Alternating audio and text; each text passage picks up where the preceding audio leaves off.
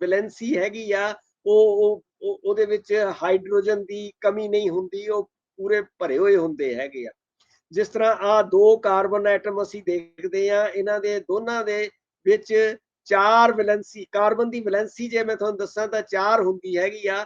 ਇਹ ਚਾਰੇ ਹੀ ਪਾਸੇ ਜਿਹੜੀ ਹੈਗੀ ਆ, 3 ਪਾਸੇ ਹਾਈਡਰੋਜਨ ਹੈਗੇ ਆ ਤੇ ਚੌਥੇ ਪਾਸੇ ਕਾਰਬਨ ਦੇ ਨਾਲ ਇੱਕੋ ਤਰ੍ਹਾਂ ਦੇ ਨਾਲ ਮਿਲੇ ਹੋਏ ਹੈਗੇ ਆ। ਔਰ ਇਹ ਦੋਨੇ ਹੀ ਕਾਰਬਨ ਜਿਹੜੇ ਆ ਇਹ ਪੂਰੀ ਤਰ੍ਹਾਂ ਸੈਟਿਸਫਾਈਡ ਹੈਗੇ ਆ। ਇਹਦੇ ਵਿੱਚ ਇਹਨੂੰ ਸੈਚੂਰੇਟਡ ਫੈਟ ਕਹਿ ਦਿੰਦੇ ਹੈਗੇ ਆ। ਔਰ ਇਹਦੇ ਵਿੱਚ ਸਟਰਕਚਰ ਜਿਹੜੀ ਹੈਗੀ ਆ, ਇਹਦੇ ਵਿੱਚ ਮੈਕਸਿਮਮ ਨੰਬਰ ਆਫ ਹਾਈਡਰੋਜਨ ਹੈਗੇ ਆ, ਜਿਨ੍ਹਾਂ ਨੂੰ ਅਸੀਂ ਮਤਲਬ ਕਹਿੰਦੇ ਹੈਗੇ ਆ ਕਿ ਇਹਨਾਂ ਦੋਨਾਂ ਐਟਮਾਂ, ਕਾਰਬਨ ਐਟਮਾਂ ਦੇ ਵਿੱਚ ਤਕਰੀਬਨ 6 ਜਿਹੜੇ ਹੈਗੇ ਆ ਹਾਈਡਰੋਜਨ ਦੇ ਐਟਮ ਸਮਾ ਸਕਦੇ ਹੈਗੇ ਆ। ਹੋਰ ਕੋਈ ਜਗ੍ਹਾ ਨਹੀਂ ਹੈ ਜਿਹਦੇ ਵਿੱਚ ਇਹਨੂੰ ਅਸੀਂ ਕਾਰਬਨ ਦੇ ਸਕੀਏ। ਇਸ ਦੇ ਉਲਟ ਅਨਸੈਚੂਰੇਟਡ ਫੈਟ ਕਿਹੜੀ ਹੈਗੀ ਆ, ਅਨਸੈਚੂਰੇਟਡ ਫੈਟ ਦੇ ਵਿੱਚ ਡਬਲ ਬੌਂਡ ਹੈਗੇ ਆ। ਜਿੱਥੇ ਕਾਰਬਨ ਤੇ ਕਾਰਬਨ ਜੁੜੇ ਹੋਏ ਹੈਗੇ ਆ, ਉਹਨਾਂ ਦੇ ਵਿੱਚ ਡਬਲ ਬੌਂਡ ਹੈਗਾ ਆ। ਇਹਦਾ ਮਤਲਬ ਆ ਕਾਰਬਨ, ਦੋ ਕਾਰਬਨ ਜਿਹੜੇ ਹੈਗੇ ਆ ਵੈਲੈਂਸੀਆਂ, ਦੋ ਕਾਰਬਨ ਦੀਆਂ ਵੈਲੈਂਸੀਆਂ ਦੋ ਕਾਰਬਨ ਦੀਆਂ ਦੂਜੇ ਕਾਰਬਨ ਦੇ ਨਾਲ ਜੁੜੀਆਂ ਹੋਈਆਂ ਹੈਗੀਆਂ, ਜਿਹੜੀਆਂ ਕਿ ਇਸ ਸ਼ਕਲ ਦੇ ਵਿੱਚ ਅਸੀਂ ਦੇਖ ਸਕਦੇ ਹੈਗੇ ਆ ਕਿ ਇੱਕ ਕਾਰਬਨ ਇਹ ਹੈ, ਇੱਕ ਕਾਰਬਨ ਇਹ ਹੈ, ਇਹਨਾਂ ਦੋਨਾਂ ਦੇ ਵਿੱਚ ਡਬਲ ਬੌਂਡ ਹੈਗਾ ਆ। ਔਰ ਇਹਨਾਂ ਦੇ ਜਿਹੜੇ ਮਤਲਬ ਹਾਈਡਰੋਜਨ ਹੈਗਾ ਆ, ਹਾਈਡਰੋਜਨ 4 ਹੈਗੇ ਆ, ਇਹਦੇ ਵਿੱਚ 6 ਸੀ ਔਰ ਇਹਦੇ ਵਿੱਚ 4 ਹੈਗੇ ਆ। ਇਹਦਾ ਮਤਲਬ ਇਹ ਆ ਕਿ ਇੱਕ ਹਾਈਡਰੋਜਨ ਐਟਮ ਇੱਧਰ ਹੋਰ ਲੱਗ ਸਕਦਾ, ਇੱਧਰ ਹਾਈਡਰੋਜਨ ਐਟਮ ਹੋਰ ਲੱਗ ਸਕਦਾ।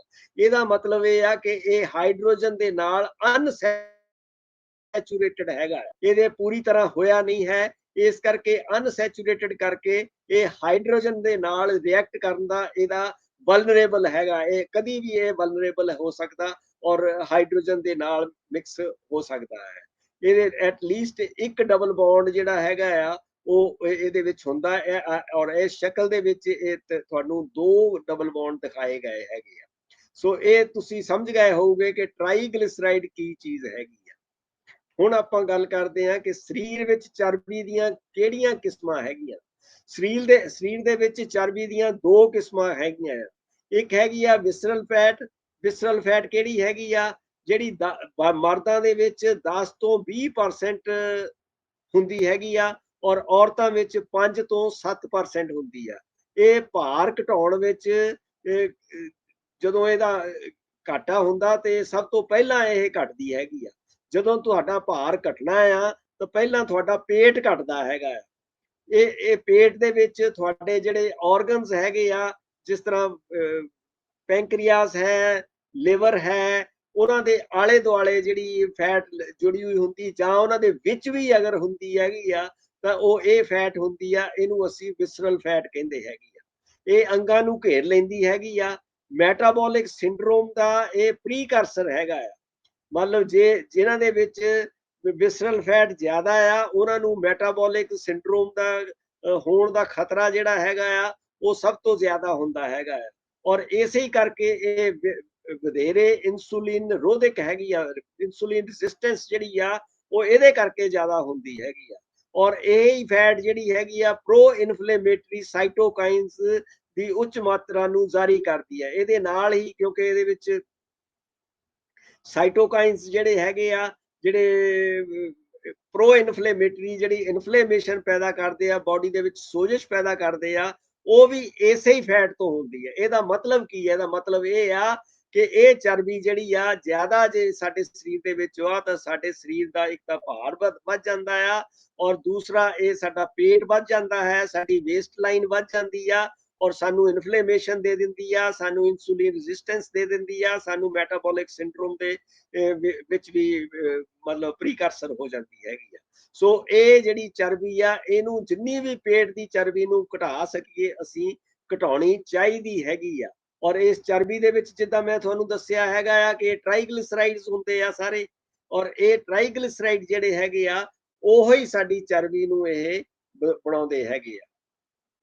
ਫਿਰ ਹੈਗੇ ਆ ਦੂਜੀ ਕਿਸਮ ਹੈਗੀ ਆ ਸਬਕੁਟੇਨੀਅਸ ਫੈਟ, ਜਿਹੜੀ ਸਾਡੀ ਸਕਿਨ ਦੇ ਥੱਲੇ ਆ। ਜਿਹੜੀ ਜਦੋਂ ਅਸੀਂ ਆਪਣੀ ਸਕਿਨ ਨੂੰ ਪਿੰਚ ਕਰਦੇ ਆ ਤਾਂ ਉਹਦੇ ਥੱਲੇ ਜਿੰਨੀ ਫੈਟ ਹੈਗੀ ਆ ਬਾਡੀ ਦੇ ਵਿੱਚ, ਉਹ ਸਾਰੀ ਦੀ ਸਾਰੀ ਜਿਹੜੀ ਹੈ ਉਹ ਸਬਕੁਟੇਨੀਅਸ ਫੈਟ ਹੈਗੀ ਆ।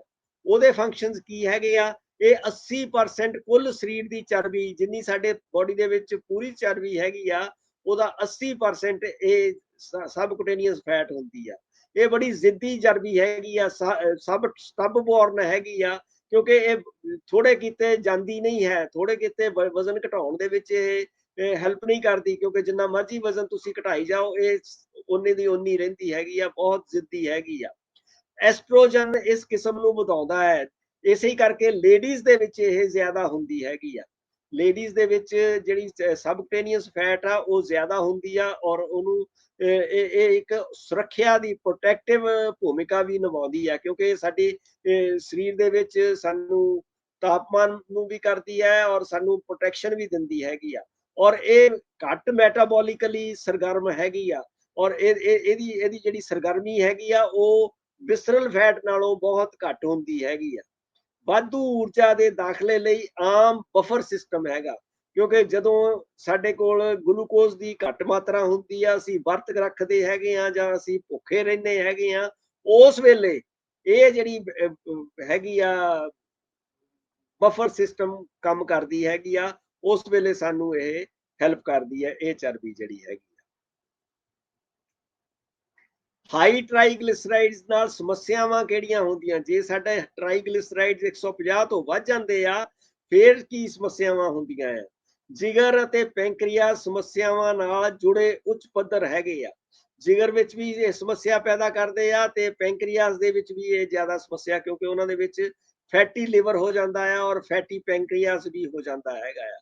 ਜਦੋਂ ਬਹੁਤ ਜ਼ਿਆਦਾ 500 ਮਿਲੀਗ੍ਰਾਮ ਤੋਂ ਜ਼ਿਆਦਾ ਟ੍ਰਾਈਗਲਿਸਰਾਈਡ ਬਲੱਡ ਦੇ ਵਿੱਚ ਹੋ ਜਾਂਦੇ ਆ ਪਰ ਡੈਸੀਲੀਟਰ, ਤਾਂ ਇੱਕ ਪੈਂਕਰੀਆਟਾਈਟਸ ਦੀ ਜਿਹੜੀ ਬਿਮਾਰੀ, ਅਕਿਊਟ ਪੈਂਕਰੀਆਟਾਈਟਸ, ਜਿਹੜੀ ਪੈਂਕਰੀਆਸ ਦੀ ਸੋਜ ਹੈਗੀ ਆ, ਉਹ ਬਿਮਾਰੀ ਹੋਣ ਦਾ ਵੀ ਖਤਰਾ ਰਹਿੰਦਾ ਹੈਗਾ ਆ। ਫਿਰ non alcoholic fatty liver disease ਦਾ ਜਿਹੜਾ ਜੋਖਮ ਆ ਉਹ ਵੱਧ ਸਕਦਾ ਹੈ, ਜੇ ਸਾਡਾ ਇਸੇ ਕਰਕੇ ਜਿਨ੍ਹਾਂ ਦੇ ਫੈਟੀ ਲਿਵਰ ਹੋ ਜਾਂਦੇ ਆ ਉਹਨਾਂ ਦੇ ਜਿਹੜੇ ਟ੍ਰਾਈਗਲਿਸਰਾਈਡਸ ਹੈਗੇ ਆ ਉਹ ਬਹੁਤ ਵਧੇ ਹੁੰਦੇ ਹੈਗੇ ਆ। ਜਿਹੜੇ ਮਾੜੇ ਕੋਲੇਸਟ੍ਰੋਲ, ਜਿਹਨੂੰ ਅਸੀਂ ਪੂਅਰ ਕੋਲੇਸਟ੍ਰੋਲ ਦੇ ਨਾਲ ਗੁਰਦਿਆਂ ਨੂੰ ਵੀ ਪ੍ਰਭਾਵਿਤ ਕਰ ਸਕਦਾ ਹੈ। ਜਿਹੜੀ ਐਲਡੀਐਲ ਕੋਲੇਸਟ੍ਰੋਲ, ਜਿਹੜੀ ਪੂਅਰ ਕੋਲੇਸਟ੍ਰੋਲ ਹੈਗੀ ਆ, ਜਿਹਨੂੰ ਅਸੀਂ ਸੋ ਕਾਲਡ ਕਹਿੰਦੇ ਆ, ਉਹ ਗੁਰਦਿਆਂ ਨੂੰ ਵੀ ਪ੍ਰਭਾਵਿਤ ਕਰ ਸਕਦੀ, ਗੁਰਦੇ ਵੀ ਉਹਦੇ ਨਾਲ ਤਕਲੀਫ ਚ ਆ ਸਕਦੇ ਹੈਗੇ ਆ। ਦਿਲ ਦੀ ਬਿਮਾਰੀ ਦਾ ਜਿਹੜਾ ਰਿਸਕ ਹੈਗਾ ਉਹਨੂੰ ਵੀ ਵਧਾ ਸਕਦੇ ਆ, ਕਿਉਂਕਿ ਇਹ ਵੀ ਜਿਹੜੇ ਮਤਲਬ ਪਲਾਕ ਬਣਾਉਣ ਦੇ ਵਿੱਚ ਵੀ ਇਹ ਜ਼ਿਆਦਾ ਸਹਾਈ ਹੋ ਜਾਂਦੀ ਹੈਗੀ।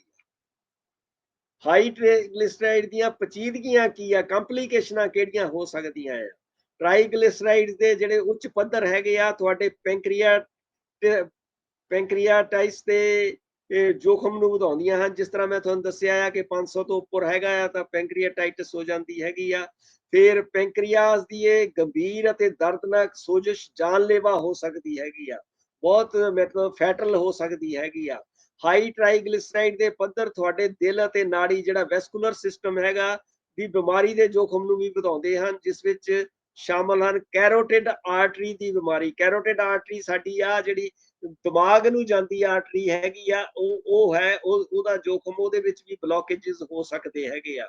ਫਿਰ ਕੋਰਨਰੀ ਆਰਟਰੀ, ਜਿਹੜੀ ਹਾਰਟ ਦੀ ਆਰਟਰੀ ਹੈਗੀ ਆ, ਉਹਦੇ ਨਾਲ ਦਿਲ ਦਾ ਦੌਰਾ ਵੀ ਪੈ ਸਕਦਾ ਹੈਗਾ ਆ। ਫਿਰ ਮੈਟਾਬੋਲਿਕ ਸਿੰਡਰੋਮ ਜਿਹੜਾ ਹੈਗਾ ਆ, ਜਿਹਦੇ ਵਿੱਚ ਹਾਈ ਬਲੱਡ ਪ੍ਰੈਸ਼ਰ ਹੁੰਦਾ ਆ, ਸ਼ੂਗਰ ਦੀ ਬਿਮਾਰੀ ਹੁੰਦੀ ਆ ਤੇ ਮੋਟਾਪੇ ਦਾ ਸੁਮੇਲ ਹੈਗਾ ਆ, ਉਹ ਸਾਰੀਆਂ ਚੀਜ਼ਾਂ ਜਿਹੜੀਆਂ ਆ ਉਹ ਹਾਈ ਟ੍ਰਾਈਗਲਿਸਰਾਈਡਸ ਕਰਕੇ ਹੋ ਜਾਂਦੀਆਂ ਹੈਗੀਆਂ। ਫਿਰ ਪੈਰੀਫਰਲ ਆਰਟਰੀ ਡਿਜ਼ੀਜ਼ ਜਿਹੜੀ ਹੈਗੀ ਆ, ਜਿਹੜੀ ਕਿ ਸਾਡੇ ਲੱਤਾਂ ਦੀ ਬਿਮਾਰੀ ਹੈਗੀ ਆ, ਜਿਹੜੀਆਂ ਲੱਤਾਂ ਦੇ ਵਿੱਚ ਖੂਨ ਦੀ ਕਮੀ ਹੋ ਜਾਂਦੀਆਂ ਹੈਗੀਆਂ, ਨਾੜਾਂ ਜਿਹੜੀਆਂ ਆ ਉਹ ਕੰਮ ਨਹੀਂ ਕਰਦੀਆਂ ਆ, ਕਿ ਗੈਂਗਰੀਨ ਵੀ ਹੋ ਜਾਂਦੀ ਹੈਗੀ ਆ, ਉਹਦੇ ਲਈ ਵੀ ਇਹ ਜਿਹੜੇ ਹਾਈ ਟ੍ਰਾਈਗਲਿਸਰਾਈਡਸ ਹੈਗੇ ਆ ਉਹ ਕੰਪਲੀਕੇਸ਼ਨ ਦੇ ਸਕਦੇ ਆ। ਫਿਰ ਜਿਹੜੀ ਦਿਮਾਗ ਦਾ ਸਟ੍ਰੋਕ ਹੈਗਾ ਆ, ਜਿਹਦਾ ਅਧਰੰਗ ਜਿਹਨੂੰ ਅਸੀਂ ਕਹਿ ਦਿੰਦੇ ਹੈਗੇ ਆ, ਜਾਂ ਨਾੜੀ ਫਟ ਜਾਂਦੀ ਹੈ, ਜਾਂ ਜਿਹੜੀ ਬਲੋਕੇजेस ਹੋ ਜਾਂਦੀਆਂ ਹੈਗੀਆਂ ਬ੍ਰੇਨ ਦੀਆਂ, ਜਾਂ ਬ੍ਰੇਨ ਸਟ੍ਰੋਕ ਜਿਹਨੂੰ ਕਹਿੰਦੇ ਆ, ਉਹ ਵੀ ਇਹਦੀ ਜਿਹੜੀ ਕੰਪਲੀਕੇਸ਼ਨ ਆ ਉਹ ਹਾਈ ਟ੍ਰਾਈਗਲਿਸਰਾਈਡਸ ਦੇ ਨਾਲ ਹੀ ਹੁੰਦੀ ਹੈਗੀ ਆ। ਜੇ ਹਾਈ ਟ੍ਰਾਈਗਲਿਸਰਾਈਡ ਦੇ ਕਾਰਕ ਕੀ ਆ, ਫੈਕਟਰ ਕਿਹੜੇ ਹੈਗੇ ਆ, ਜਿਹੜੇ ਰਿਸਕ ਫੈਕਟਰ ਹੈਗੇ ਆ। ਮੋਟਾਪਾ, ਜਿਨ੍ਹਾਂ ਲੋਕਾਂ ਦੇ ਵਿੱਚ ਮੋਟਾਪਾ ਜ਼ਿਆਦਾ ਹੈਗਾ ਆ ਉਹਨਾਂ ਨੂੰ ਹਾਈ ਟ੍ਰਾਈਗਲਿਸਰਾਈਡਸ ਜ਼ਿਆਦਾ ਹੋ ਜਾਂਦੇ। ਉਹਨਾਂ ਨੂੰ ਜਦੋਂ ਬਲੱਡ ਟੈਸਟ ਕਰਾਣੇ ਆ ਤਾਂ ਉਹਨਾਂ ਦਾ ਜਿਹੜਾ ਟ੍ਰਾਈਗਲਿਸਰਾਈਡ ਆ ਉਹ 150 ਤੋਂ ਕਾਫੀ ਜ਼ਿਆਦਾ ਹੁੰਦਾ ਹੈਗਾ ਆ। ਇੱਕ ਬੈਠੇ ਜੀਵਨ ਸ਼ੈਲੀ, ਜਿਹੜੇ ਕਿਸੇ ਲੋਕ ਹਮੇਸ਼ਾ ਬੈਠੇ ਰਹਿੰਦੇ ਹੈਗੇ ਆ, ਜਿਨ੍ਹਾਂ ਦੀ ਜੌਬ ਬੈਠੇ ਰਹਿਣ ਦੀ ਹੈਗੀ ਆ, ਮਤਲਬ ਜਿਹੜੇ ਹਮੇਸ਼ਾ ਬੈਠ ਕੇ ਹੀ ਕੰਮ ਕਰਦੇ ਆ, ਜ਼ਿਆਦਾ ਚੱਲਦੇ ਫਿਰਦੇ ਮੂਵਮੈਂਟ ਨਹੀਂ ਕਰਦੇ, ਉਹ ਕਸਰਤ ਦੀ ਉਹਨਾਂ ਦੇ ਵਿੱਚ ਘਾਟ ਹੁੰਦੀ ਆ, ਉਹਨਾਂ ਦੇ ਵਿੱਚ ਵੀ ਹਾਈ ਟ੍ਰਾਈਗਲਿਸਰਾਈਡ ਹੁੰਦੇ ਹੈਗੇ ਆ। ਬਰਨ ਕਰਨ ਨਾਲੋਂ ਜ਼ਿਆਦਾ ਕੈਲੋਰੀ ਖਾਣਾ, ਜਿੰਨੀ ਕੈਲੋਰੀ ਅਸੀਂ ਬਰਨ ਕਰਨੀ ਆ ਉਹਦੇ ਨਾਲੋਂ ਜ਼ਿਆਦਾ ਜੇ ਅਗਰ ਅਸੀਂ ਖੁਰਾਕ ਖਾਂਦੇ ਹੈਗੇ ਆ ਤਾਂ ਉਹਨਾਂ ਵਿੱਚ ਵੀ ਟ੍ਰਾਈਗਲਿਸਰਾਈਡਸ ਹੁੰਦੇ ਆ। ਜਾਣੀ ਜੇ ਸਾਡੀ ਗਲੂਕੋਜ਼ ਦੀ ਮਾਤਰਾ ਜ਼ਿਆਦਾ ਹੈਗੀ ਆ, ਕਾਰਬੋਹਾਈਡਰੇਟ ਜ਼ਿਆਦਾ ਹੈਗੇ ਆ, ਤਾਂ ਵੀ ਹਾਈ ਟ੍ਰਾਈਗਲਿਸਰਾਈਡਸ ਜਿਹੜੇ ਆ ਉਹ ਵੱਧ ਜਾਂਦੇ ਆ, ਫੈਟੀ ਲਿਵਰ ਦਾ ਵੀ ਕਾਰਨ ਬਣਦੇ ਹੈਗੇ ਆ। ਬਹੁਤ ਸਾਰੇ ਪ੍ਰੋਸੈਸਡ ਭੋਜਨ ਖਾਂਦੇ ਆ ਤਾਂ ਉਹਦੇ ਨਾਲ ਵੀ ਹਾਈ ਟ੍ਰਾਈਗਲਿਸਰਾਈਡ ਬਣਦੇ ਹੈਗੇ ਆ। ਜਿਨ੍ਹਾਂ ਨੂੰ ਟਾਈਪ 2 ਸ਼ੂਗਰ ਦੀ ਬਿਮਾਰੀ ਹੈ, ਡਾਇਬਟੀਜ਼ ਟਾਈਪ 2 ਹੈਗੀ ਆ, ਉਹਨਾਂ ਨੂੰ ਵੀ ਟ੍ਰਾਈਗਲਿਸਰਾਈਡ ਜ਼ਿਆਦਾ ਹੁੰਦੇ ਹੈਗੇ ਆ। ਜਿਨ੍ਹਾਂ ਨੂੰ ਗੁਰਦਿਆਂ ਦੀਆਂ ਬਿਮਾਰੀਆਂ ਹੈਗੀਆਂ ਜਾਂ ਹਾਈਪੋਥਾਇਰਾਇਡਿਜ਼ਮ ਹੈਗੇ ਆ, ਉਹਨਾਂ ਨੂੰ ਵੀ ਟ੍ਰਾਈਗਲਿਸਰਾਈਡ ਜ਼ਿਆਦਾ ਹੋਣ ਦਾ ਖਤਰਾ ਰਹਿੰਦਾ ਹੈਗਾ ਆ। ਫਿਰ ਜਿਹੜੇ ਲੋਕ ਸਿਗਰਟ ਨੋਸ਼ੀ ਕਰਦੇ ਹੈਗੇ ਆ ਜਾਂ ਜ਼ਿਆਦਾ ਸ਼ਰਾਬ ਦੀ ਖਪਤ ਕਰਦੇ ਆ, ਉਹਨਾਂ ਨੂੰ ਵੀ ਟ੍ਰਾਈਗਲਿਸਰਾਈਡ ਜਿਹੜੇ ਹੈਗੇ ਆ ਉਹ ਜ਼ਿਆਦਾ ਹੋ ਸਕਦੇ ਹੈਗੇ ਆ। ਫਿਰ ਕੁਝ ਦਵਾਈਆਂ ਐਸੀਆਂ ਹੈਗੀਆਂ ਆ ਜਿਹੜੀਆਂ ਕਿ ਟ੍ਰਾਈਗਲਿਸਰਾਈਡਸ ਨੂੰ ਜ਼ਿਆਦਾ ਕਰਦੀਆਂ ਹੈਗੀਆਂ, ਤੇ ਕਈ ਜੈਨੇਟਿਕ ਵਿਕਾਰ ਹੈਗੇ ਆ ਜਿਨ੍ਹਾਂ ਦੇ ਜੈਨੇਟਿਕਲੀ ਉਹਨਾਂ ਨੂੰ ਟ੍ਰਾਈਗਲਿਸਰਾਈਡ ਜ਼ਿਆਦਾ ਹੁੰਦੇ ਹੈਗੇ ਆ, ਔਰ ਉਹ ਉਹਨਾਂ ਦਾ ਕੰਪਲਿਕੇਸ਼ਨ ਦਾ ਕਾਰਨ ਬਣਦੇ ਹੈਗੇ ਆ। ਫਿਰ ਟ੍ਰਾਈਗਲਿਸਰਾਈਡ ਦਾ ਪੱਧਰ ਕਿੰਨਾ ਕਿੰਨਾ ਹੈਗਾ ਆ। 150 ਮਿਲੀਗ੍ਰਾਮ ਜਿੱਦਾਂ ਪਰ ਡੈਸੀਲੀਟਰ ਦਾ ਜਿਹੜਾ ਘੱਟ ਸਧਾਰਨ ਟ੍ਰਾਈਗਲਿਸਰਾਈਡ ਨਾਰਮਲ ਹੈਗਾ, ਇਸ ਤੋਂ ਘੱਟ ਜਿਹੜੇ ਨਾਰਮਲ ਹੁੰਦਾ ਹੈਗਾ ਆ। ਬਾਰਡਰ ਲਾਈਨ ਹਾਈ ਟ੍ਰਾਈਗਲਿਸਰਾਈਡਸ ਹੈਗੇ ਆ 150 ਤੋਂ 199 ਮਿਲੀਗ੍ਰਾਮ ਪਰ ਡੈਸੀਲੀਟਰ ਦੇ ਵਿਚਕਾਰ। 200 ਤੇ 499 ਮਿਲੀਗ੍ਰਾਮ ਵਿੱਚ ਹਾਈ ਟ੍ਰਾਈਗਲਿਸਰਾਈਡਸ ਹੈਗੇ ਆ, ਤੇ ਜਦੋਂ ਬਹੁਤ ਜ਼ਿਆਦਾ ਟ੍ਰਾਈਗਲਿਸਰਾਈਡਸ 500 ਮਿਲੀਗ੍ਰਾਮ ਤੋਂ ਵੀ ਪਰ ਡੈਸੀਲੀਟਰ ਚਲ ਜਾਂਦੇ ਜ਼ਿਆਦਾ, ਤਾਂ ਉਹਨਾਂ ਨੂੰ ਅਸੀਂ ਬਹੁਤ ਜ਼ਿਆਦਾ ਟ੍ਰਾਈਗਲਿਸਰਾਈਡ, ਔਰ ਉਹਨਾਂ ਦੀਆਂ ਕੰਪਲਿਕੇਸ਼ਨਾਂ ਜਿਹੜੀਆਂ ਹੈਗੀਆਂ, ਜਿੱਦਾਂ ਮੈਂ ਦੱਸਿਆ ਆ ਕਿ ਅਕਿਊਟ ਪੈਂਕਰੀਆਟਾਈਟਸ ਦੀ ਬਿਮਾਰੀ ਜਿਹੜੀ ਹੈਗੀ ਆ ਉਹ ਉਸ ਵੇਲੇ ਫਿਰ ਹੋਣੀ ਸ਼ੁਰੂ ਹੋ ਜਾਂਦੀ ਹੈਗੀ। ਟ੍ਰਾਈਗਲਿਸਰਾਈਡਸ ਤੇ ਕੋਲੇਸਟ੍ਰੋਲ ਦੇ ਕੰਮ ਕੀ ਹੈਗੇ ਆ? ਟ੍ਰਾਈਗਲਿਸਰਾਈਡ ਤੇ ਕੋਲੇਸਟ੍ਰੋਲ ਤੁਹਾਡੇ ਖੂਨ ਵਿੱਚ ਚਰਬੀ ਜਾਂ ਲਿਪਿਡ ਦੋਵੇਂ ਹਨ। ਇਹ ਇੱਕ ਜੋ ਸਾਡੇ ਬੋਡੀ ਦੇ ਵਿੱਚ ਲਿਪਿਡਸ ਹੈਗੇ ਆ, ਇਹ ਦੋਨੋਂ ਹੀ ਤਰੀਕੇ ਦੇ ਨਾਲ ਸਾਡੇ ਚ ਪ੍ਰੈਜ਼ੈਂਟ ਹੈਗੇ ਆ। ਟ੍ਰਾਈਗਲਿਸਰਾਈਡ ਦੇ ਤੌਰ ਤੇ ਵੀ ਪ੍ਰੈਜ਼ੈਂਟ ਆ ਤੇ ਕੋਲੇਸਟ੍ਰੋਲ ਦੇ ਤੌਰ ਤੇ ਵੀ ਪ੍ਰੈਜ਼ੈਂਟ ਹੈਗੇ ਆ। ਟ੍ਰਾਈਗਲਿਸਰਾਈਡ ਸਾਡੇ ਫੈਟ ਸੈੱਲਾਂ ਦੇ ਅੰਦਰ ਕੈਲੋਰੀ ਸਟੋਰ ਕਰਦੇ ਆ। ਜਿੰਨੇ ਵੀ ਸਾਡੇ ਫੈਟ ਸੈਲਸ ਹੈਗੇ ਆ, ਜੋ ਸਾਡੀ ਫੈਟ ਸਬਕੁਟੇਨੀਅਸ ਤੇ ਵਿਸਰਲ ਹੈਗੀ ਫੈਟ ਸੈਲਸ, ਉਹਨਾਂ ਦੇ ਵਿੱਚ ਜੇ ਹੁੰਦੇ ਆ ਟ੍ਰਾਈਗਲਿਸਰਾਈਡਸ ਹੁੰਦੇ ਹੈਗੇ ਆ, ਜੋ ਬਾਅਦ ਵਿੱਚ ਊਰਜਾ ਲਈ ਵਰਤੇ ਜਾਂਦੇ ਹੈਗੇ ਆ। ਜਦੋਂ ਸਾਨੂੰ ਵਰਤ ਰੱਖਦੇ ਆ ਜਾਂ ਸਾਡੇ ਭੋਜਨ ਦੀ ਕਮੀ ਹੁੰਦੀ ਆ ਬੋਡੀ ਦੇ ਵਿੱਚ, ਤਾਂ ਉਸ ਵੇਲੇ ਸਾਨੂੰ ਇਹ ਜਿਹੜੇ ਟ੍ਰਾਈਗਲਿਸਰਾਈਡਸ ਹੈਗੇ ਆ ਊਰਜਾ ਦੇ ਤੌਰ ਤੇ ਅਸੀਂ ਇਹਨਾਂ ਨੂੰ ਯੂਟਿਲਾਈਜ਼ ਕਰਦੇ ਹੈਗੇ ਆ। ਦੂਜੇ ਪਾਸੇ ਜਿਹੜੀ ਕੋਲੇਸਟ੍ਰੋਲ ਨੂੰ ਸੈੱਲ ਬਣਾਉਣ, ਜਿਹੜੇ ਜਿੰਨੇ ਵੀ ਸਾਡੇ ਸੈੱਲ ਹੈਗੇ ਉਹਨਾਂ ਦੀ ਮੈਂਬਰੇਨ ਜਿਹੜੀ ਆ ਉਹ ਇਸ ਕੋਲੇਸਟ੍ਰੋਲ ਦੀ ਬਣਦੀ ਹੈਗੀ ਆ। ਕਈ ਹਾਰਮੋਨ ਹੈਗੇ ਆ, ਜਿੰਨੇ ਵੀ ਸਾਡੇ ਸੈਕਸ ਹਾਰਮੋਨ ਹੈਗੇ ਆ, ਉਹ ਸਾਰੇ ਦੇ ਸਾਰੇ ਤਕਰੀਬਨ, ਜਾਂ ਕੋਰਟੀਕੋਇਡਸ ਹੈਗੇ ਆ, ਇਹ ਸਾਰੇ ਜਿਹੜੇ ਹੈਗੇ ਆ ਇਹ ਕੋਲੇਸਟ੍ਰੋਲ ਤੋਂ ਹੀ ਬਣਦੇ ਹੈਗੇ ਆ। ਫਿਰ ਵਿਟਾਮਿਨ ਡੀ ਜਿਹੜਾ ਹੈਗਾ ਆ ਉਹ ਵੀ ਕੋਲੇਸਟ੍ਰੋਲ ਤੋਂ ਬਣਦਾ ਹੈਗਾ ਆ। ਸੋ ਕੋਲੇਸਟ੍ਰੋਲ ਜਿਹੜੀ ਹੈਗੀ ਆ ਬਹੁਤ ਇੰਪੋਰਟੈਂਟ ਹੈਗੀ ਆ, ਪਰ ਟ੍ਰਾਈਗਲਿਸਰਾਈਡਸ ਵੀ ਉਹਦੇ ਨਾਲੋਂ ਘੱਟ ਨਹੀਂ ਹੈ। HDL ਕੋਲੇਸਟ੍ਰੋਲ ਕੀ ਹੈਗੀ ਆ? HDL ਦਾ ਮਤਲਬ ਹੈ ਹਾਈ ਡੈਂਸਿਟੀ ਲਿਪੋਪ੍ਰੋਟੀਨ। ਐਕਚੁਅਲੀ ਤਾਂ HDL ਦਾ ਮਤਲਬ ਹੈਗਾ ਆ ਪ੍ਰੋਟੀਨ, ਲਿਪੋਪ੍ਰੋਟੀਨ ਹੈਗੀ ਆ। ਜਿਹੜੀ cholesterol is a cholesterol, cholesterol ਕੋਈ ਵੀ ਹੋਵੇ, ਚਾਹੇ ਉਹ LDL ਨਾਲ ਅਟੈਚ ਹੈਗੀ ਆ, ਚਾਹੇ ਉਹ HDL ਨਾਲ ਅਟੈਚਡ ਹੈਗੀ ਆ, ਕੋਲੇਸਟ੍ਰੋਲ ਰਿਮੇਨਸ ਦਾ ਸੇਮ। ਕੋਲੇਸਟ੍ਰੋਲ ਦੇ ਵਿੱਚ ਕੋਈ ਫਰਕ ਨਹੀਂ ਹੁੰਦਾ, ਪਰ ਜਦੋਂ ਉਹ HDL ਦੇ ਨਾਲ ਮਿਲ ਜਾਂਦੀ ਆ, ਹਾਈ ਡੈਂਸਿਟੀ ਲਿਪੋਪ੍ਰੋਟੀਨ ਦੇ ਨਾਲ ਮਿਲ ਜਾਂਦੀ ਆ, ਉਹਨੂੰ ਫਿਰ ਅਸੀਂ HDL ਕੋਲੇਸਟ੍ਰੋਲ ਕਹਿੰਦੇ ਆ। ਜੇ ਉਹ LDL ਨਾਲ ਮਿਲ ਜਾਂਦੀ ਆ ਤਾਂ ਉਹਨੂੰ LDL ਕੋਲੇਸਟ੍ਰੋਲ ਕਹਿੰਦੇ ਹੈਗੇ ਆ। ਇਹਨੂੰ ਅਖੌਤੀ ਚੰਗੀ ਕੋਲੇਸਟ੍ਰੋਲ ਕਹਿੰਦੇ ਹੈਗੇ ਆ। ਇਹ ਕੋਲੇਸਟ੍ਰੋਲ ਨੂੰ ਜਿਗਰ ਵਿੱਚ ਵਾਪਸ ਲਿਆਉਣ ਤੇ ਤੁਹਾਡੀਆਂ ਧਮਨੀਆਂ ਵਿੱਚ ਪਲਾਕ ਨੂੰ ਰੋਕਣ ਲਈ ਮਦਦ ਕਰਦਾ ਹੈਗਾ।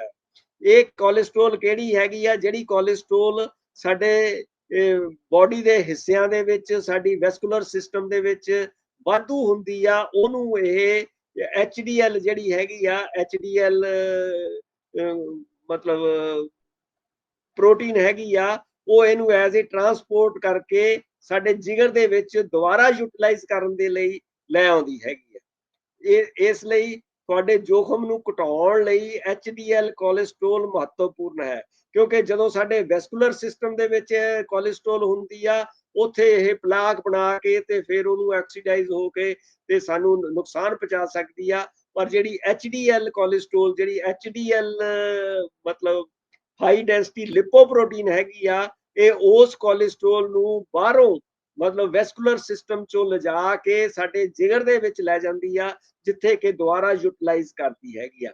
ਇਸ ਲਈ ਇਹਨੂੰ ਚੰਗੀ ਕੋਲੇਸਟ੍ਰੋਲ ਕਹਿ ਦਿੰਦੇ ਆ। ਇਹਨੂੰ ਸਾਰੇ ਨੂੰ HDL ਨੂੰ ਵੀ ਤੇ ਕੋਲੇਸਟ੍ਰੋਲ ਨੂੰ ਵੀ ਚੰਗੀ ਕੋਲੇਸਟ੍ਰੋਲ ਕਹਿ ਦਿੰਦੇ ਆ।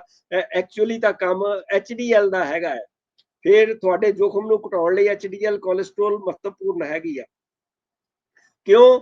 ਕਿਉਂਕਿ ਜਿਹੜੇ ਖੂਨ ਦੇ ਗਤਲੇ ਜਿਹੜੇ ਕਲੌਟਸ ਬਣਦੀਆਂ ਹੈਗੀਆਂ ਆ ਬੋਡੀ ਦੇ ਵਿੱਚ ਕੋਲੇਸਟ੍ਰੋਲ ਦੀ ਜਗ੍ਹਾ ਮਤਲਬ ਵਜ੍ਹਾ ਕਰਕੇ ਦਿਲ ਦੀ ਬਿਮਾਰੀ ਜਿਹੜੀ ਹੁੰਦੀ ਆ, ਕਿਉਂਕਿ ਕੋਰਨਰੀ ਆਰਟਰੀ ਦੇ ਵਿੱਚ ਵੀ ਇਹ ਪਲਾਕਸ ਬਣ ਜਾਂਦੀਆਂ ਹੈਗੀਆਂ। ਦਿਲ ਦਾ ਦੌਰਾ ਜਿਹੜਾ ਹੁੰਦਾ ਹੈ ਉਹ ਵੀ ਇਹਦੇ ਕਰਕੇ ਹੁੰਦਾ ਹੈ, ਤੇ ਸਟ੍ਰੋਕ ਵੀ ਜਿਹੜਾ ਹੈਗਾ ਆ ਉਹ ਵੀ ਇਸ ਕਰਕੇ ਹੁੰਦਾ ਆ। ਕਿਉਂਕਿ ਉਸ ਕੋਲੇਸਟ੍ਰੋਲ ਨੂੰ ਜਿਸ ਕੋਲੇਸਟ੍ਰੋਲ ਨੇ ਇਹਨਾਂ ਸਾਰੀਆਂ ਜਿਹੜੀਆਂ ਕੰਪਲੀਕੇਸ਼ਨਾਂ ਆ ਵਿੱਚ ਹੈਲਪ ਕਰਨੀ ਆ, ਉਸ ਕੋਲੇਸਟ੍ਰੋਲ ਨੂੰ ਇਹ HDL ਜਿਹੜੀ ਆ ਆਪਣੇ ਨਾਲ ਟਰਾਂਸਪੋਰਟ ਕਰਕੇ ਲਿਵਰ ਵਿੱਚ ਲੈ ਆਉਂਦੀ ਆ ਤਾਂ ਕਿ ਇਹ ਯੂਟਿਲਾਈਜ਼ ਹੋ ਜਾਏ। ਸੋ ਇਸ ਕਰਕੇ ਇਹਨੂੰ ਅਸੀਂ ਚੰਗੀ ਕੋਲੇਸਟ੍ਰੋਲ ਕਹਿੰਦੇ ਹੈਗੇ ਆ। ਫਿਰ LDL ਕੋਲੇਸਟ੍ਰੋਲ ਜਿਹੜੀ ਹੈਗੀ ਆ, ਲੋ ਡੈਂਸਿਟੀ ਲਿਪੋਪ੍ਰੋਟੀਨ ਹੈਗੀ ਆ, ਇਹਨੂੰ ਅਸੀਂ ਬੈਡ ਦਾ ਨਾਮ ਦਿੱਤਾ ਆ, ਕਿਉਂਕਿ ਇਹ LDL ਕੋਲੇਸਟ੍ਰੋਲ ਦੇ ਨਾਲ ਨਾਲ ਚਰਬੀ, ਘੁਲਣਸ਼ੀਲ ਪੌਸ਼ਟਿਕ ਤੱਤ ਜਿਵੇਂ ਵਿਟਾਮਿਨ A, D, E ਤੇ K2 ਨੂੰ ਤੁਹਾਡੀਆਂ ਧਮਨੀਆਂ ਤੱਕ ਪਹੁੰਚਾਉਂਦਾ ਹੈ। ਇਹਦੇ ਨਾਲ, ਕਿਉਂਕਿ ਇਹ ਘੁਲਣਸ਼ੀਲ ਹੈਗਾ, ਇਹਦੇ ਨਾਲ ਫਿਰ ਤੁਹਾਨੂੰ ਇਹ ਜਿਹੜੇ ਵਿਟਾਮਿਨਸ ਵੀ ਹੈਗੇ ਆ ਉਹ ਵੀ ਇਹਦੇ ਨਾਲ ਮਿਲ ਕੇ ਤੇ ਇਹ ਮਤਲਬ ਸਾਡੀ ਬੋਡੀ ਦੇ ਹੋਰ ਟਿਸ਼ੂਜ਼ ਤੱਕ, ਸੈੱਲਾਂ ਤੱਕ ਪਹੁੰਚਦੇ ਹੈਗੇ ਆ। ਕੁਝ ਕਿਸਮਾਂ ਦੇ LDL ਕੋਲੇਸਟ੍ਰੋਲ ਧਮਨੀ ਦੀਆਂ ਕੰਧਾਂ ਵਿੱਚ ਆਕਸੀਕਰਨ ਦਾ ਸ਼ਿਕਾਰ ਹੁੰਦੇ ਹਨ। ਇਹੀ LDL ਕੋਲੇਸਟ੍ਰੋਲ ਹੈਗੀ ਆ ਜਿਹੜੀ ਕਿ ਜਦੋਂ ਸਾਡੇ ਬੋਡੀ ਦੇ ਵਿੱਚ ਕਿਸੇ ਵੀ ਧਮਨੀ, ਆਰਟਰੀ ਦੇ ਵਿੱਚ ਕੋਈ ਮਤਲਬ ਕਰੈਕ ਆ ਜਾਂਦਾ ਆ, ਉਹਨੂੰ ਰਿਪੇਅਰ ਕਰਨ ਦੇ ਵਿੱਚ ਇਹ LDL ਕੋਲੇਸਟ੍ਰੋਲ ਉੱਥੇ ਜਾ ਕੇ ਸੀਮੈਂਟ ਦਾ ਕੰਮ ਕਰਕੇ ਉਹਨੂੰ ਬੰਦ ਕਰਦੀ ਹੈਗੀ ਆ। ਔਰ ਜਦੋਂ ਫਿਰ ਅਸੀਂ ਕੋਈ ਗਲਤ ਚੀਜ਼ਾਂ ਖਾਂਦੇ ਆ ਜਾਂ ਗਲਤ ਲਾਈਫ ਸਟਾਈਲ ਬਤਾਉਂਦੇ ਆ, ਸਿਗਰਟ ਪੀਂਦੇ ਆ, ਸ਼ਰਾਬ ਪੀਂਦੇ ਆ, ਦਵਾਈਆਂ ਖਾਂਦੇ ਆ ਜਾਂ ਹੋਰ ਕੈਮੀਕਲਸ ਅੰਦਰ ਜਾਂਦੇ ਹੈਗੇ ਆ, ਫਾਸਟ ਫੂਡ ਖਾਂਦੇ ਹੈਗੇ ਆ, ਆਪਣੀਆਂ ਜਿਹੜੀਆਂ ਲਾਈਫ ਸਟਾਈਲ ਜਿਹੜੀਆਂ ਗਲਤ ਹਰਕਤਾਂ ਕਰਦੇ ਆ, ਉਹਦੇ ਨਾਲ ਜਿਹੜੀ ਆਕਸੀਡੇਸ਼ਨ ਹੁੰਦੀ ਆ ਉਹ ਫਿਰ ਉਸ ਜਿਹੜਾ ਸੀਮੈਂਟਡ ਆਰਟਰੀਜ਼ ਹੁੰਦੀਆਂ ਆ, ਉਹਨਾਂ ਆਰਟਰੀਜ਼ ਨੂੰ ਆਕਸੀਡਾਈਜ਼ ਕਰਕੇ ਉੱਥੇ ਪਲੈਕ ਦਾ ਕੰਮ ਕਰਦੀਆਂ ਆ, ਉੱਥੇ ਪਲਾਕ ਬਣ ਜਾਂਦੀ ਹੈਗੀ ਆ। ਔਰ ਉਹ ਪਲਾਕ ਜਿਹੜੀ ਹੈਗੀ ਆ ਉਸ ਆਰਟਰੀ ਨੂੰ, ਉਸ ਧਮਨੀ ਨੂੰ ਬਲੌਕ ਕਰਨ ਦੇ ਵਿੱਚ ਮਤਲਬ ਸਾਨੂੰ ਹਾਰਟ ਅਟੈਕ ਵੀ ਦੇ ਸਕਦੀ, ਸਾਨੂੰ ਸਟ੍ਰੋਕ ਵੀ ਦੇ ਸਕਦੀ, ਸਾਡੀ ਨਾੜੀ ਵੀ ਬਲੌਕ ਕਰ ਸਕਦੀ ਹੈਗੀ ਆ। ਉਹ ਇਸ ਤਰ੍ਹਾਂ LDL ਕੋਲੇਸਟ੍ਰੋਲ ਦਾ ਉਹ ਕੰਮ ਹੈਗਾ ਆ। ਆਕਸੀਡਾਈਜ਼ਡ ਕੋਲੇਸਟ੍ਰੋਲ ਜਿਹੜੀ ਆ ਖੂਨ ਦੇ ਪ੍ਰਵਾਹ ਨੂੰ ਸੀਮਿਤ ਕਰਦਾ ਹੈ। ਜਦੋਂ ਆਕਸੀਡਾਈਜ਼ ਕੋਲੇਸਟ੍ਰੋਲ ਹੁੰਦੀ ਆ ਉਹ ਕਿੱਦਾਂ ਸੀਮਿਤ ਕਰਦਾ ਆ? ਕਿਉਂਕਿ ਆਕਸੀਡਾਈਜ਼ਡ ਕੋਲੇਸਟ੍ਰੋਲ ਦਾ ਜਿਹੜਾ LDL ਕੋਲੇਸਟ੍ਰੋਲ ਹੈਗੀ ਆ ਉਹਦੇ ਨਾਲ ਇਨਫਲੇਮੇਸ਼ਨ ਹੋ ਜਾਂਦੀ ਹੈਗੀ ਆ। ਇਨਫਲੇਮੇਸ਼ਨ ਹੋ ਕੇ ਜਿੱਦਾਂ ਤੁਹਾਨੂੰ ਪਤਾ ਆ ਵੀ ਜਦੋਂ ਕਿਤੇ ਵੀ ਸੋਜਸ਼ ਹੁੰਦੀ ਆ ਉਹ ਇੱਕ ਤਾਂ ਸੁੱਜ ਜਾਂਦੀ ਹੈਗੀ ਆ, ਉਹਦੇ ਵਿੱਚ ਹੋਰ ਸੈੱਲਸ ਆ ਕੇ ਉਹਨੂੰ ਵਧਾ ਦਿੰਦੇ ਹੈਗੇ ਆ, ਉਹਦੀ ਵੋਲੀਅਮ बढ़ ਜਾਂਦੀ ਆ। ਤੇ ਕਿਉਂਕਿ ਜਿਹੜੀ ਆਰਟਰੀ ਜਾਂ ਮਤਲਬ ਜਿਹੜੀ ਧਮਨੀ ਹੁੰਦੀ ਆ ਉਹਦਾ ਜਿਹੜਾ ਡਾਇਆਮੀਟਰ ਆ ਉਹ ਫਿਰ ਘਟ ਜਾਂਦਾ ਹੈਗਾ ਆ, ਔਰ ਘਟਣ ਨਾਲ ਉਹਦੇ ਵਿੱਚ ਪਲੇਟਲੈਟਸ ਵੀ ਉੱਪਰ ਆ ਜਾਂਦੇ ਆ, ਉਹਦੇ ਵਿੱਚ ਜਦੋਂ ਇਨਫਲੇਮੇਸ਼ਨ ਹੁੰਦੀ ਆ ਉਹ ਜੁੜ ਜਾਂਦੇ ਹੈਗੇ ਆ, ਉਹਦੇ ਨਾਲ ਉਹਦੀ ਜਿਹੜੀ ਪੈਸੇਜ ਹੈਗਾ ਆ ਉਹ ਬਲੌਕ ਹੋ ਜਾਂਦਾ ਆ, ਤਾਂ ਖੂਨ ਦਾ ਪ੍ਰਵਾਹ ਜਿਹੜਾ ਹੈਗਾ ਆ ਉਹ ਰੁਕ ਜਾਂਦਾ ਹੈਗਾ ਆ। ਉਹ ਦਿਮਾਗ ਦਾ ਵੀ ਹੋ ਸਕਦਾ, ਦਿਲ ਦਾ ਵੀ ਹੋ ਸਕਦਾ ਆ। ਇਸ ਤਰ੍ਹਾਂ ਫਿਰ ਸਟ੍ਰੋਕ ਜਾਂ ਦਿਲ ਦੇ ਦੌਰੇ ਦਾ ਖਤਰਾ ਬਣ ਸਕਦਾ ਹੈਗਾ ਆ। ਇਸ ਤਰੀਕੇ ਦੇ ਨਾਲ ਇਹ LDL ਕੋਲੇਸਟ੍ਰੋਲ ਇਸ ਤਰੀਕੇ ਦੇ ਨਾਲ ਕੰਮ ਕਰਦੀ ਹੈਗੀ ਆ। ਖੂਨ ਦੀ ਜਾਂਚ ਲਈ HbA1c ਆਦਰਸ਼ ਸੰਖਿਆ 4 ਤੇ 5.2% ਦੇ ਵਿਚਕਾਰ ਹੈਗੀ ਆ। ਜਿਹੜੀ ਸ਼ੂਗਰ ਵਾਲੇ ਮਰੀਜ਼ ਹੈਗੇ ਆ ਉਹਨਾਂ ਦੀ ਅਸੀਂ 3 ਮਹੀਨਿਆਂ ਦੀ ਜਿਹੜੀ ਸ਼ੂਗਰ ਨੂੰ ਟੈਸਟ ਕਰਦੇ ਆ ਉਹਦੇ ਵਿੱਚ ਇਹ 4 ਤੇ 5.2 ਜੇ ਹੋਵੇ ਤਾਂ ਇਹ ਆਦਰਸ਼ ਸੰਖਿਆ ਹੈਗੀ ਆ, ਆਪਟੀਮਲ ਸੰਖਿਆ ਹੈਗੀ ਆ। 5.3 ਤੋਂ 5.6 ਜਿਹੜੀ ਹੈਗੀ ਆ ਔਸਤਨ ਉੱਚ ਹੈ। 5.7 ਤੇ 6.4 ਦੇ ਵਿਚਕਾਰ ਦਾ ਮਤਲਬ ਹੈ ਕਿ ਤੁਹਾਨੂੰ ਪ੍ਰੀ ਡਾਇਬਟੀਜ਼ ਹੈ ਤੇ ਡਾਇਬਟੀਜ਼ ਹੋਣ ਦਾ ਉੱਚ ਖਤਰਾ ਹੈਗਾ ਆ। ਅਤੇ 6.4 ਤੋਂ ਵੱਧ ਦਾ ਮਤਲਬ ਹੈ ਕਿ ਤੁਹਾਨੂੰ ਸ਼ੂਗਰ ਦੀ ਬਿਮਾਰੀ ਹੋ ਚੁੱਕੀ ਹੈਗੀ ਆ। ਵਰਤ ਰੱਖਣ ਵਾਲਾ ਜਿਹੜਾ ਫਾਸਟਿੰਗ ਗਲੂਕੋਜ਼ ਹੈਗਾ ਆ, ਉਹਦਾ ਅਨੁਕੂਲ ਪੱਧਰ ਹੈਗਾ 90 ਮਿਲੀਗ੍ਰਾਮ ਪਰ ਡੈਸੀਲੀਟਰ ਤੋਂ ਘੱਟ। 100 ਮਿਲੀਗ੍ਰਾਮ ਪਰ ਡੈਸੀਲੀਟਰ ਜਿਹੜੀ ਹੈਗੀ ਆ ਜਾਂ 5.6 ਮਿਲੀਮੋਲ ਪਰ ਲੀਟਰ ਹੈਗਾ, ਉਹ ਤੋਂ ਘੱਟ ਜਿਹੜਾ ਹੈਗਾ ਆ ਉਹਨੂੰ ਆਮ ਮੰਨਿਆ ਜਾਂਦਾ ਹੈਗਾ ਆ। 100 ਤੋਂ 125 ਮਿਲੀਗ੍ਰਾਮ ਪਰ ਡੈਸੀਲੀਟਰ ਜਿਹੜੀ 5.6 ਤੋਂ 6.9 ਮਿਲੀਮੋਲ ਹੈਗੀ ਆ, ਉਹਨੂੰ ਪ੍ਰੀ ਡਾਇਬਟੀਜ਼ ਮੰਨਿਆ ਜਾਂਦਾ ਹੈ। ਜੋ ਦੋ ਵੱਖ-ਵੱਖ ਟੈਸਟਾਂ ਤੋਂ 126 ਮਿਲੀਗ੍ਰਾਮ ਪਰ ਡੈਸੀਲੀਟਰ ਜਾਨੀ 7 ਮਿਲੀਮੋਲ ਪਰ ਲੀਟਰ ਦਾ ਜਾਂ ਵੱਧ ਦਾ ਮਤਲਬ ਹੈ ਕਿ ਤੁਹਾਨੂੰ ਸ਼ੂਗਰ ਹੋ ਚੁੱਕੀ ਹੈਗੀ ਆ। ਫਾਸਟਿੰਗ ਇਨਸੂਲਿਨ ਦਾ ਕੀ ਮਤਲਬ ਹੈਗਾ ਆ? ਉਹ ਹੈ ਸਰਵੋਤਮ ਵਰਤ ਰੱਖਣ ਵਾਲੇ ਇਨਸੂਲਿਨ ਤੇ ਪੱਧਰ ਜਿਹੜੀ 2 ਤੋਂ 5 ਇੰਟਰਨੈਸ਼ਨਲ ਯੂਨਿਟ ਪਰ ਮਿਲੀਲੀਟਰ ਦੇ ਵਿਚਕਾਰ ਆ। ਜਿਨ੍ਹਾਂ ਦੀ ਇਨਸੂਲਿਨ 2 ਤੋਂ 5 ਦੇ ਦਰਮਿਆਨ ਹੈਗੀ ਆ ਇੰਟਰਨੈਸ਼ਨਲ ਯੂਨਿਟ, ਉਹ ਨਾਰਮਲ ਹੈਗੀ ਆ। 6 ਤੋਂ 9 ਜਿਨ੍ਹਾਂ ਦੀ ਹੈਗੀ ਆ ਉਹ ਸ਼ੁਰੂਆਤੀ ਇਨਸੂਲਿਨ ਪ੍ਰਤੀਰੋਧ ਹੈ, ਇਨਸੂਲਿਨ ਰੈਜ਼ਿਸਟੈਂਸ ਜਿਹਨੂੰ ਅਸੀਂ ਕਹਿੰਦੇ ਆ ਉਹ ਹੈ। 10 ਇੰਟਰਨੈਸ਼ਨਲ ਯੂਨਿਟ ਪਰ ਮਿਲੀਲੀਟਰ ਤੋਂ ਵੱਧ ਕੋਈ ਵੀ ਚੀਜ਼ ਇਨਸੂਲਿਨ ਪ੍ਰਤੀਰੋਧ ਹੈ, ਉਹ ਪੂਰੀ ਤਰ੍ਹਾਂ ਮਤਲਬ ਇਨਸੂਲਿਨ ਦਾ ਰੈਜ਼ਿਸਟੈਂਸ ਹੈਗੀ ਆ। ਉਸ ਨੂੰ ਲੈਬ ਤੋਂ ਉਦੋਂ ਤੱਕ ਫਲੈਗ ਨਹੀਂ ਕੀਤਾ ਜਾਂਦਾ ਜਦੋਂ ਤੱਕ ਕਿ ਇਹ 24.9 ਇੰਟਰਨੈਸ਼ਨਲ ਯੂਨਿਟ ਪਰ ਮਿਲੀਲੀਟਰ ਤੋਂ ਵੱਧ ਨਹੀਂ ਹੁੰਦਾ, ਜੋ ਕਿ ਗੰਭੀਰ ਇਨਸੂਲਿਨ ਪ੍ਰਤੀਰੋਧ ਦੀ ਸਥਿਤੀ ਹੈ। ਕਿਉਂਕਿ ਜਿੰਨੀਆਂ ਲੈਬੋਰਟਰੀਜ਼ ਹੈਗੀਆਂ ਉਹ ਜਦੋਂ 25 ਤੋਂ ਜ਼ਿਆਦਾ ਹੀ ਹੋਣਗੀਆਂ ਤਦੋਂ ਹੀ ਉਹ ਦੱਸਦੇ ਆ ਕਿ ਤੁਹਾਨੂੰ ਇਨਸੂਲਿਨ ਰੈਜ਼ਿਸਟੈਂਸ ਹੈਗੀ ਆ, ਪਰ ਇਨਸੂਲਿਨ ਰੈਜ਼ਿਸਟੈਂਸ ਤਾਂ ਪਹਿਲਾਂ ਹੀ ਹੋਣੀ ਸ਼ੁਰੂ ਹੋ ਜਾਂਦੀ ਹੈ, ਜਿਹੜੀ ਕਿ ਅਸੀਂ ਤੁਹਾਨੂੰ ਪਹਿਲਾਂ ਵੀ ਕਈ ਵੀਡੀਓਜ਼ ਦੇ ਵਿੱਚ ਇਹ ਗੱਲ ਕਰ ਚੁੱਕੇ ਹੈਗੇ। ਹੁਣ ਜਦੋਂ ਅਸੀਂ ਆਪਣੇ ਦਾਅਵੇਦਾਰਾਂ ਨੂੰ ਮਿਲ ਚੁੱਕੇ ਹਾਂ, ਆਓ ਚਰਚਾ ਕਰੀਏ ਕਿ ਸੰਤੁਲਨ ਕਿਵੇਂ ਕਾਇਮ ਕਰਨਾ ਹੈ। ਖੁਰਾਕ ਦੇ ਮਾਮਲੇ 'ਚ ਟ੍ਰਾਈਗਲਿਸਰਾਈਡਜ਼ ਅਤੇ ਕੋਲੇਸਟ੍ਰੋਲ ਦੇ ਪੱਧਰ ਦੋਵੇਂ ਖੁਰਾਕ ਦੇ ਵਿਕਲਪਾਂ ਦੁਆਰਾ ਪ੍ਰਭਾਵਿਤ ਹੁੰਦੇ ਹਨ। ਸੰਤ੍ਰਿਪਤ ਚਰਬੀ, ਟਰਾਂਸ ਫੈਟ ਤੇ ਰਿਫਾਈਨਡ ਸ਼ੱਕਰ ਨੂੰ ਘਟਾਉਣਾ ਦੋਵਾਂ ਦਾ ਪ੍ਰਬੰਧਨ ਕਰਨ ਵਿੱਚ ਮਦਦ ਕਰ ਸਕਦਾ ਹੈ। ਸਰੀਰਕ ਗਤੀਵਿਧੀ ਜਿਹੜੀ ਫਿਜ਼ੀਕਲ ਐਕਟੀਵਿਟੀ ਹੈਗੀ ਆ, ਨਿਯਮਤ ਕਸਰਤ ਜਿਹੜੀ ਹੈਗੀ ਆ, ਕੋਲੇਸਟ੍ਰੋਲ ਪ੍ਰੋਫਾਈਲਾਂ ਤੇ ਘੱਟ ਟ੍ਰਾਈਗਲਿਸਰਾਈਡਜ਼ ਨੂੰ ਸੁਧਾਰ ਸਕਦੀ ਹੈ। ਦਵਾਈ ਕੁਝ ਮਾਮਲਿਆਂ ਵਿੱਚ ਉੱਚ ਕੋਲੇਸਟ੍ਰੋਲ ਜਾਂ ਟ੍ਰਾਈਗਲਿਸਰਾਈਡਜ਼ ਦੀ ਪ੍ਰਬੰਧਨ ਲਈ ਦਵਾਈ ਦੀ ਲੋੜ ਹੋ ਸਕਦੀ ਹੈ। ਜਦੋਂ ਸਾਡੀ ਟ੍ਰਾਈਗਲਿਸਰਾਈਡ, ਜਿੱਦਾਂ ਮੈਂ ਤੁਹਾਨੂੰ ਦੱਸਿਆ ਕਿ ਜਿਹੜੀ ਫੈਮਿਲੀਅਲ ਜ਼ਿਆਦਾ ਹੈਗੀਆਂ ਕੋਲੇਸਟ੍ਰੋਲ ਜਾਂ ਫੈਮਿਲੀਅਲ ਟ੍ਰਾਈਗਲਿਸਰਾਈਡ ਜ਼ਿਆਦਾ ਹੋ ਜਾਂਦੇ ਹੈਗੇ ਆ, ਜਿੱਦਾਂ 500 ਤੋਂ ਜ਼ਿਆਦਾ ਟ੍ਰਾਈਗਲਿਸਰਾਈਡ ਹੈਗੇ ਆ, ਉਹਨਾਂ ਲਈ ਫਿਰ ਦਵਾਈਆਂ ਦੀ ਜ਼ਰੂਰਤ ਜਿਹੜੀ ਹੈਗੀ ਆ ਉਹ ਬਹੁਤ ਜ਼ਰੂਰੀ ਹੋ ਜਾਂਦੀ ਆ।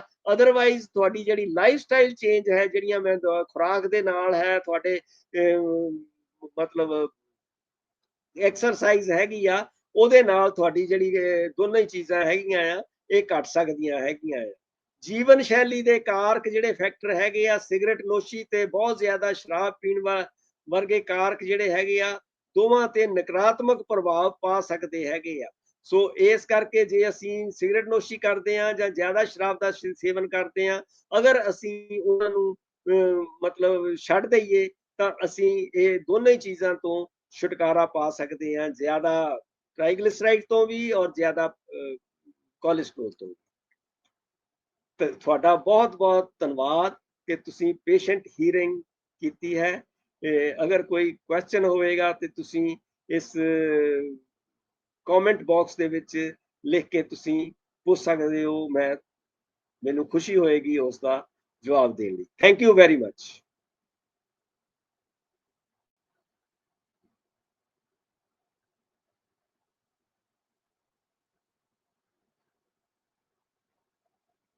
ਕੋਈ ਕੁਐਸਚਨ ਹੋਏਗਾ ਤਾਂ ਤੁਸੀਂ ਪੁੱਛ ਸਕਦੇ ਹੋ ਪਲੀਜ਼।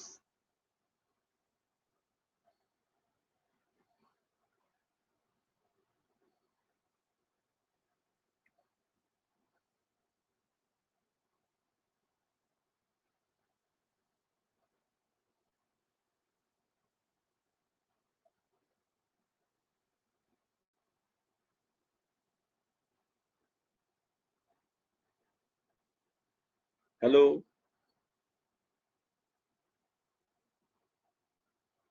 अगर कोई क्वेश्चन नहीं है तो ਅਸੀਂ ਬੰਦ ਕਰਦੇ ਹੈਗੇ। Thank you very much.